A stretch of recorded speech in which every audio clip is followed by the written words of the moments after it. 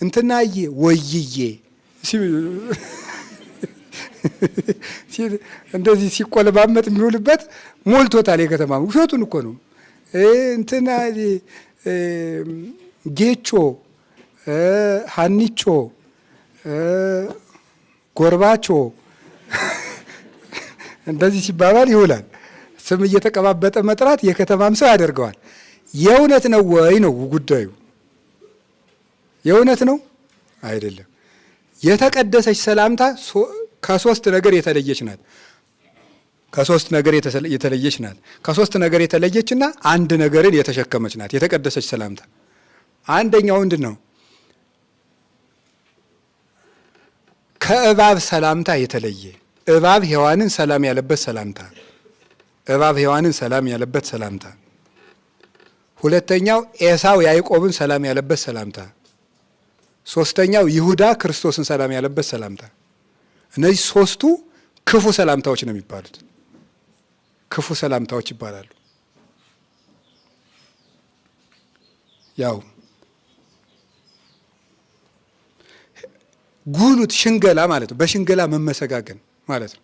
ስግደቱ የውሸት፣ እጅ መንሻው የውሸት። እንደዚህ ደህና ናቸው እንዴት ነው? ውሸት እኮ እንደው አይድረስ እኮ ነው። ዲያብሎስ ዶ ምንድን ነው? ሰላም ለኪ ሔዋን ንግሥተ ክልኤቲ ዓለማት፣ የሁለት ዓለም ንግሥት ሔዋን እንደምን አለሽ ነው ያላት ሄዶ ማለት ነው። የዛን ጊዜ ደስ አላት ይላል። እናቴ ሔዋን ደጅቱ እሷ እናቴ አሁን ገነት ነው ያለች፣ ለእኛ ይብላኝልን እንጂ ሔዋንን እንደ መውቀስ ያለ ችግር የለም። እሷ ድናለች። አሁን መንግስተ ሰማያት ነው ያለች።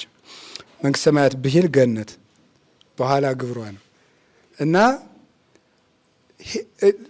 ዲያብሎስ ሔዋንን ምንድን ያደረገ ምን የጨመረበት ነው? ውሸት ነበረበት። ውሸት ነበረበት፣ ክህደት ነበረበት፣ ተንኮል ነበረበት። እነዚህ ሶስት ነገሮች ነበሩበት። ውሸት ይሄንን እንጨት ብትበሉት ምን ትሆናላችሁ ነው? አምላክ ትሆናል። ውሸት ነው። ክህደት እግዚአብሔር አትብሎ ያላችሁ አምላክ እንዳትሆኑ ነው። እግዚአብሔርን አስካደ። ክህደት። ተንኮል ሔዋንን ለመግደል አስቦ ነው እንደዚያ የሚላት። እነዚህ ሶስቱን ውሸትን፣ ከዳተኛነትን እምንቅ ሰውየውን በልባችን ከርተነው ነው በአፋችን ጤና ይስጥልን የምንለው። በአፎሙ ይረግሙ ነው በአፎሙ ይድህሩ ወልቦሙ ይረግሙ እንደተባለው ኢሳይያስ ነው ያለ። በአፋቸው ይመርቃሉ